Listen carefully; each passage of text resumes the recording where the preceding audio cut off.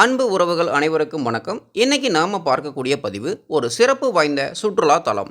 பதிவை பார்ப்பதற்கு முன்னால் உங்க தமிழன் டிராவல் மீடியா சேனலை சப்ஸ்கிரைப் பண்ண மறந்துடாதீங்க. பல சுவாரஸ்யமான தகவல்களையும் தெரிந்து கொள்ள என்றும் எங்களுடன் இணைந்திருங்கள். இப்போ நாம தகவலை தெரிஞ்சுக்கலாம். ஊட்டி, கொடைக்கானல், ஏற்காடு போன்ற இடங்களுக்கு சுற்றுலா சென்றவர்களுக்கு நிச்சயம் இந்த இடமும் ரொம்ப பிடிக்கும். அப்படி என்னப்பா அது சிறப்பான ஊர் அப்படின்னு நினைப்பீங்க.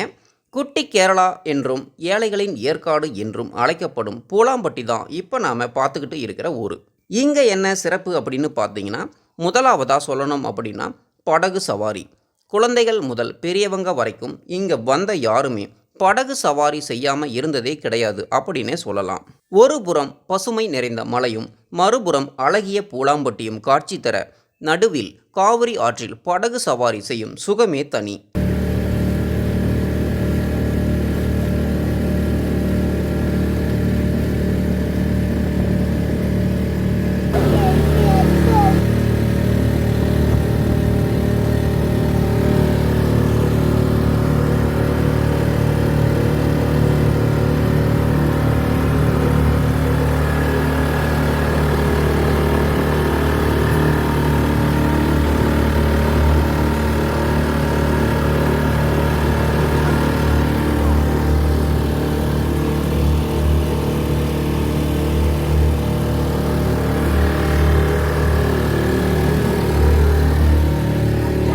இரண்டாவதாக பார்த்தீங்கன்னா சுட சுட மீன் வறுவல், மீன் குழம்பு, கல் மீன் என அனைவரையும் சுண்டி இழுக்கும் மீன் மனம்.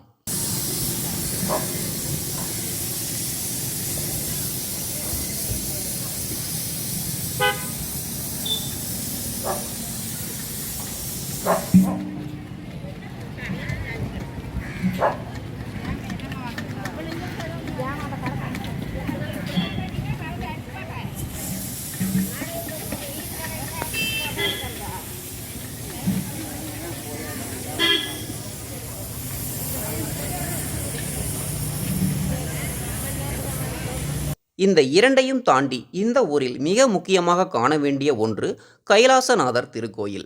மிகவும் பிரசித்தி பெற்ற இந்த ஆலயத்தில் சிவன் மேற்கு நோக்கி காவிரி ஆற்றினை பார்த்தபடி காட்சி தருகிறார். மேலும் இந்த பூலாம்பட்டி ஊரானது 80-90களில் பிரபலமான படப்பிடிப்பு தலமாக இருந்தது என்பதும் குறிப்பிடத்தக்கது. முற்றுக்கை, பவுனு பவுனு தான், நினைத்தேன் வந்தாய் போன்ற பல படங்கள் இங்கே படமாக்கப்பட்டிருக்கு.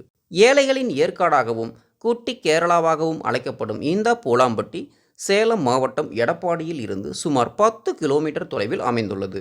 நீங்கள் இந்த குட்டி கேரளாவுக்கு வந்திருந்தீங்கன்னா கமெண்ட் செக்ஷனில் தெரியப்படுத்துங்க. மேலும் இந்த பதிவு உங்களுக்கு பிடிச்சிருந்தால் லைக் பண்ணி ஷேர் பண்ணுங்கள். இன்னும் இது போன்ற சிறப்பான சுவாரஸ்யமான தகவல்களை தெரிந்து கொள்ள உங்கள் தமிழன் டிராவல் மீடியா சேனலை சப்ஸ்கிரைப் பண்ணிக்கோங்க. நன்றி. மீண்டும் சந்திப்போம்.